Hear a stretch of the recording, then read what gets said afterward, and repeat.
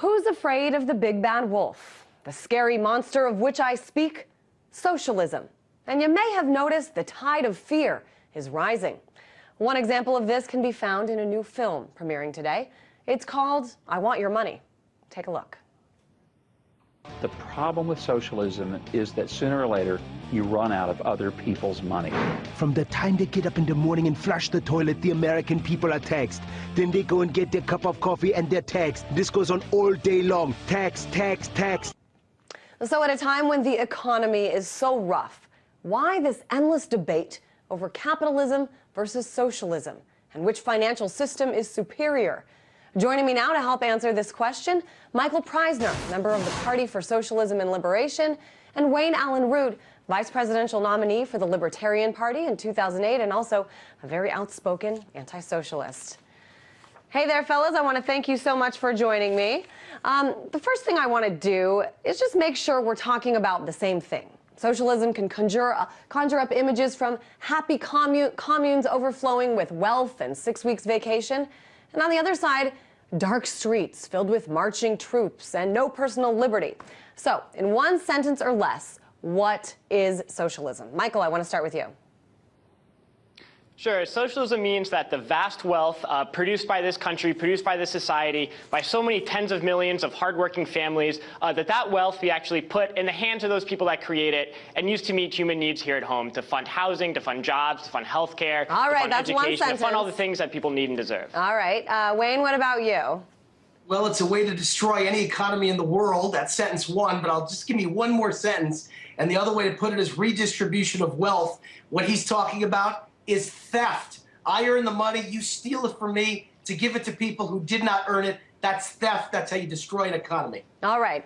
Over the last few years, I mean, you may have noticed this debate has really been picking up steam. On cable news, on the mainstream media, at Tea Party rallies, and often socialism is portrayed as a blood-sucking vampire. Michael, who stands to benefit from making socialism out to be evil? Well, the big capitalists benefit from making socialism out to be evil because they're really the only ones that stand to lose anything from changing the political situation, from changing the economic system. And, you know, the other person I'm talking to you on this interview is correct. There is massive theft going on. There is massive amount of theft going on in this country, but it's the big capitalists that are stealing from all of these working families in this country. We make this country the richest country in the world. There's so much wealth here, and it's all being sucked up by a tiny group of billionaires and their multimillionaire puppets in Washington. There is a vast amount of theft going on, and it's coming out of our pockets and going into the pockets of the richest people on the planet. We're talking about trillions upon trillions of dollars, over $11 trillion that was stolen from us, that was a product of our labor, that was our tax money, that was handed to the richest people on the planet because they couldn't pay their debts. And what do they do with that money? They use it to pad their own assets, to give their executive higher and higher bonuses, and they actually created no jobs, and job losses continue. So there is theft going on. I think more and more people are recognizing that every single day. And just this summer, it was record-breaking foreclosures in this country, where almost 250,000 families had their houses stolen from them by the banks because they were struggling to get it by. They couldn't afford their payments anymore. In all 50 states, investigations are showing Michael, that there's been widespread fraud, widespread corruption on behalf of the Michael, biggest banks, Bank of Wayne America, JP Morgan Chase. So all of those families are struggling because of the theft that is built into the capitalist system. I want to give Wayne a chance to respond to that, please. Well, obviously, we don't agree on socialism versus capitalism. Socialism has never worked, Christine, anywhere in the world it's ever been tried. Right now in Cuba, communists like Raul Castro have decided to fire most of their government employees. 500,000 government employees have been fired instantly and told to find a job in the private sector. Good luck and God bless. We can't afford you anymore. Government can't take care of everyone. And they're promising to fire another 500,000 in March. So you're talking about 1 million government employees in a country, Cuba, that only has 5 million total employees. In America, we'd have to fire every government employee in the country to equal those kind of numbers. Not everybody can work for government. Not everybody can be supported by government. Not everybody can have their hands out if you want your country to survive. But here's the last thing I'll say, so I'll keep it brief. There's one thing I do agree with your guest about. He's wrong if he thinks I'm against or I'm for bailouts, stimulus, handouts to banks, handouts to big corporations, corporate welfare. That's not capitalism. That's crony capitalism, and it's mostly practiced by liberal Democrat socialists like Barack Obama. So I'm not for bailouts. I'm not for handouts. Let the banks either succeed or fail, but don't give them taxpayer money. And you bring up the president, so real quickly I want to play another clip from that movie that comes out today, I Want Your Money. What you doing here? I'm redistributing the wealth. I learned in school spreading the wealth is good for everyone. Well, I learned from real life that it's not. In fact, there's a word for it. It's called theft. And I know, Wayne, you've already talked about this, and I know you've written about what's happening in America regarding President Obama. You say that it's his plan, and he's following the advice, just like we just saw in the clip, that he's following the advice of professors at Columbia University. I know you're talking about Richard Cloward and Francis Fox Piven.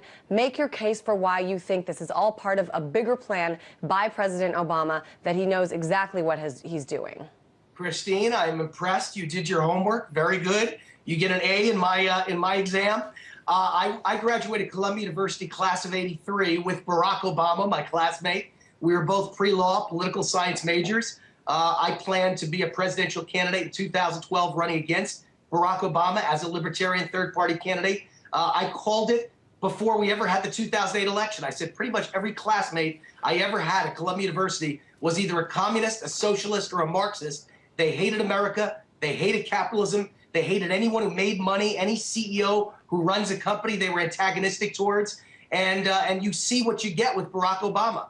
I did, in fact, write a piece called Barack Obama Purposely Overwhelming the Capitalist System to try and destroy our economy, hurt small business, which contributes all the money to conservative candidates, so to hurt his opposition and make sure there's no money for opposition candidates, and to socialize America.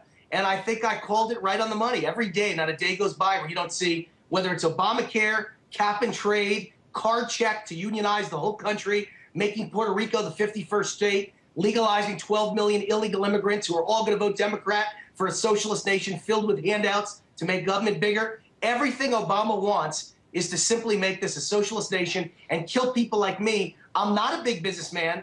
I'm a small businessman. I've never had a company with more than 100 employees. Everything I do is small business, and Obama wants to kill the people that fund Republican, conservative, and libertarian causes. Michael, what do you think about this?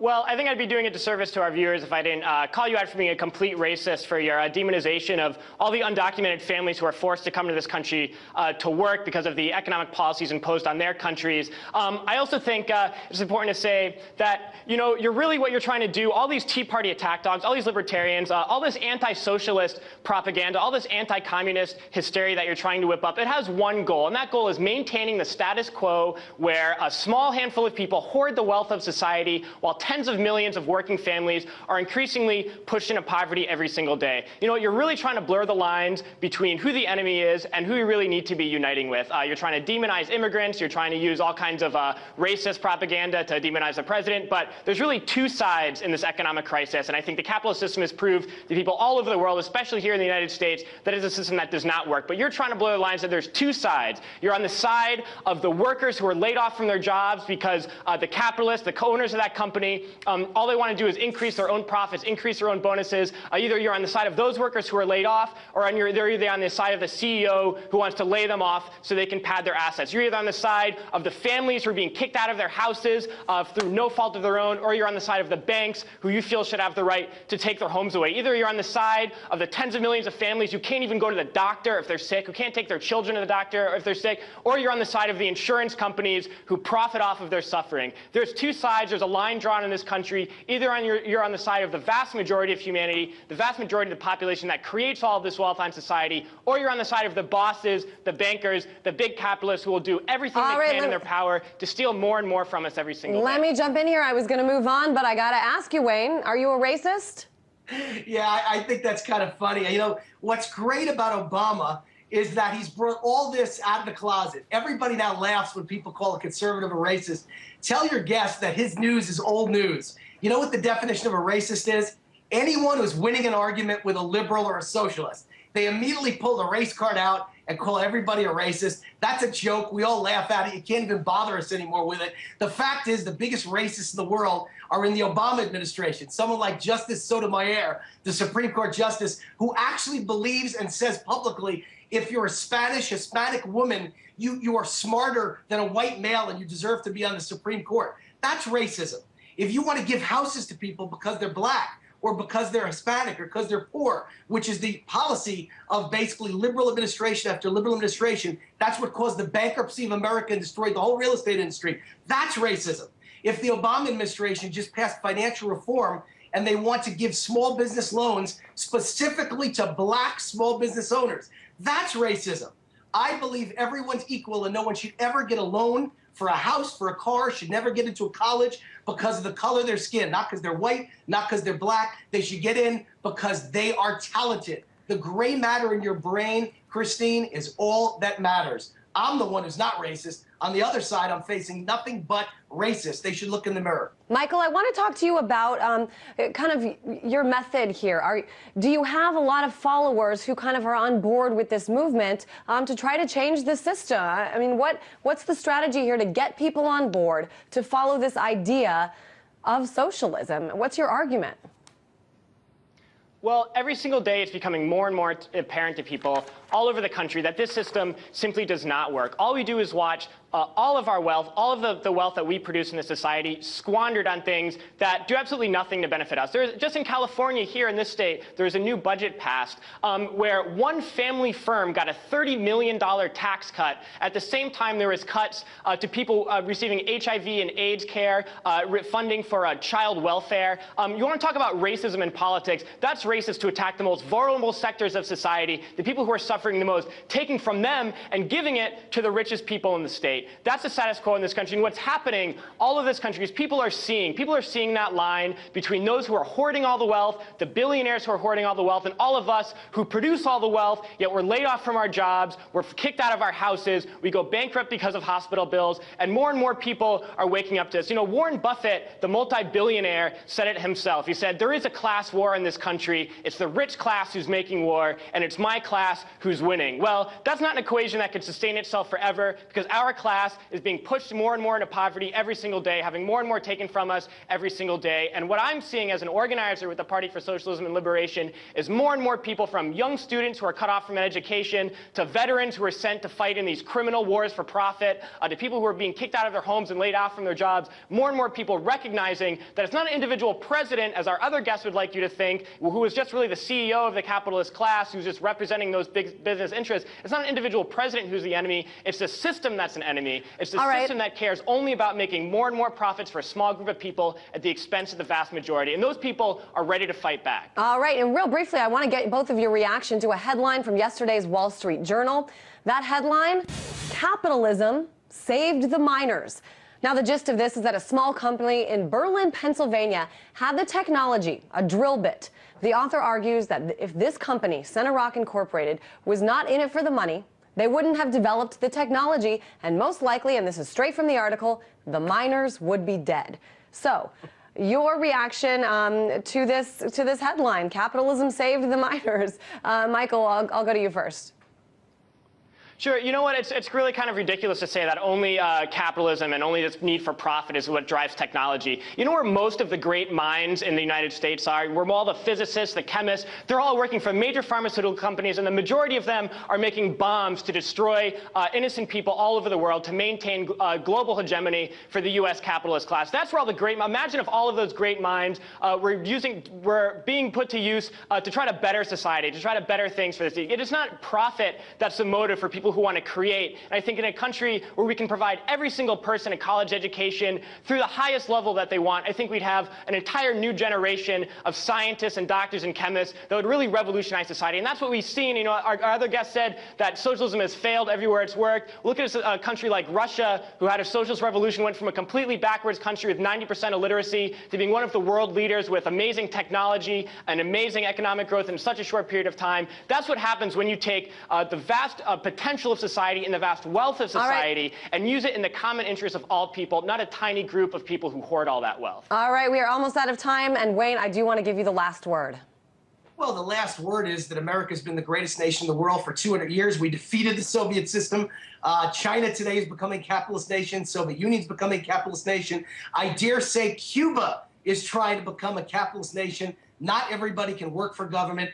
People get up in the morning with a profit motive, and they want to change the world, but they also want to make money changing the world. Not only will those miners save Christine, but every day in this country, without universal health care, people's lives are saved who have cancer and brain disease and diabetes because there's someone out there inventing something fantastic for society and getting rich while they're doing it. God bless America. Let's keep it going. And let me tell you something. Do you remember the Soviet Union? What kind of things they had on their shelves in their supermarkets when it was a communist country? Nothing. Their shelves were bare. In America, they can't even believe when they come here that our shelves are filled with what it's filled with. Why? Because all the people and all the companies that make that have a profit motive. Capitalism works. It always will. God bless America, and let more people like your guest keep talking, because they will scare the heck out of most Americans away from socialism. All right, certainly an interesting discussion, a boxing match, if you will. Michael Preisner, member of the Party for Socialism and Liberation,